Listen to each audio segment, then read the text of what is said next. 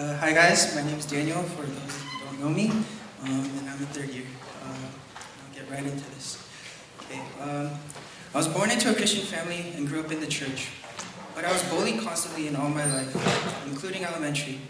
For some reason, I felt like I had a bully magnet and I would always attract new bullies at each stage of my youthful life, even though I did nothing wrong.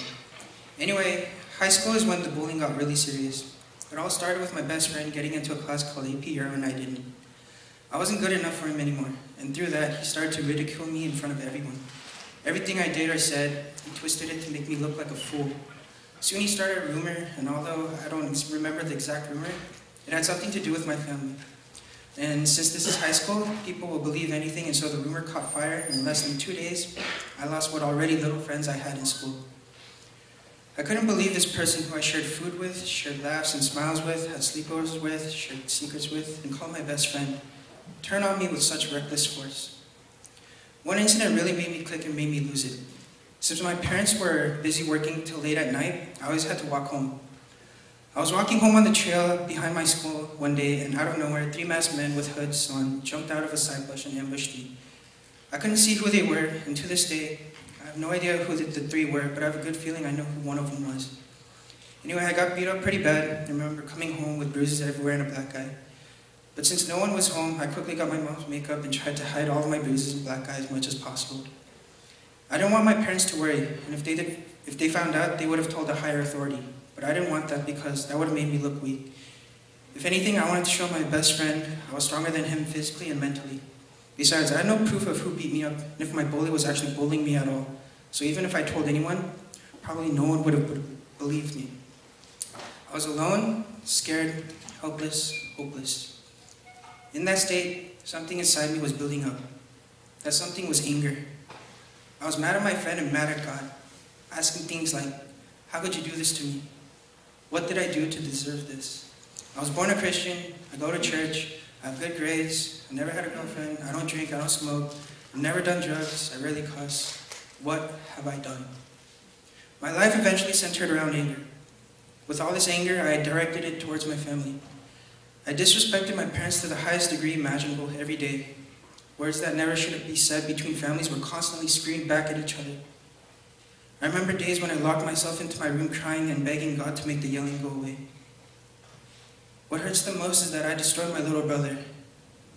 Again, my parents worked until late evenings, so it was just me and my brother home alone for a few hours. Every day I pierced fear into his heart. I fought with him verbally countless times, and the days when we fought physically, I would tower over him, and I would be able to see the fear and terror in his eyes, but I didn't care. I held a choking fear upon his life and injected it into his innocent heart. He didn't deserve any of it, and yet I kept on going. Freshman and sophomore year came and gone, I was still getting bullied. So not only was school a very dangerous place, but so was my home. Junior year eventually came and nothing was different. I was still that loner and idiot that no one liked, and the family was still beyond broken. I was exhausted physically and mentally, but it was far from over. November of junior year rolled around, and out of nowhere, boom. I was at my regular annual heart checkup due to a heart defect since birth, and my doctor said something was forming inside my heart, and if not removed, I will die. I was born with a VSD. Basically, I had a hole in my heart that was leaking excess blood from one ventricle to the other. That excess blood was creating a muscle inside my ventricle, and if it got big enough, it would have blocked blood flow. I was special though. According to statistics, 50% of all babies are born with a hole in their heart. 90% of the 50% have their hole close up as their body grows and changes and they can live normally. The remaining 2% of the 98% don't have the hole close up, but it's such a small minor hole that they can live life normally without worry. My hole, however, decided to stay and actually cause a problem. This problem with the muscle forming inside my heart was so rare that at the moment in time, it only happened to 7 people in the world. I was the 8th person in the world that received this specific surgery. My doctor told me that the chance of the muscle forming was 1%. I don't know where my doctor got his numbers from, but I trust him. So in other words, I was 1% of the whole 2% of the original 50%. Now at this point, I literally thought God was mocking me. I thought life was just an endless chain reaction of pain. Every day before my surgery, all I thought was, this is it. This is where I leave this stupid and painful world. Those thoughts basically became my prayers as well, asking God, just take me now, because I was so sick and tired of my life. I remember it all too well. It was December 22nd, 2008, and that's when winter break officially started, but it was also my operation date. Just several hours before my operation, I was thinking about time, and just somehow convinced myself that this was the end of the line for me. I got into my hospital robes and was eventually in a bed being pushed towards my operation room. Of course, just several feet away from the operation room were the doors that only doctors, nurses, and the patients themselves could go through. I was stopped and left alone to say some last words to my family. In my mind, these last words were actually going to be my last words. Death was so real that it almost seemed like a dream. As the nurse stepped away for a little bit, my mom instantly burst into tears and held my hands and hugged me. My dad, a man I have never seen cry, couldn't hold back his tears and kept telling me that everything was going to be okay. I was so dumbfounded and surprised at their reactions. Since I broke the family so much, I thought that at this point my mom and dad literally hated me. But I was so wrong. They never hated me, and even through the broken relationship at home, they never stopped loving me. No matter how much I yelled at them and hurt them, they had nothing but love for me. I instantly started crying, but the nurse came after about a minute and had difficulty separating me and my mom holding hands. As I was being strolled into the operation room, I prayed more than I ever have before in my life, asking for forgiveness, and that no matter what happens, the goal is that I make it out alive. Anyway, all I remember is a sharp pain in my wrist and then darkness. My surgery took about 5 hours, and I finally regained full consciousness after an additional 2 hours after my surgery. When I woke up, I had an oxygen mask on, casts on both arms, more than 3 IV drips on each arm, a countless number of tubes coming out of me, and that I couldn't move anything but my eyes. It was excruciatingly painful just breathing, because the chest expands as you breathe, and my chest was where the wound was. For 4 days, I couldn't go to the bathroom properly, I couldn't eat and drink, I couldn't brush my teeth, I couldn't shower. However, I'm going to stay strong, because I have something worth fighting for now. The next few days, family and friends I had long forgotten came in armies.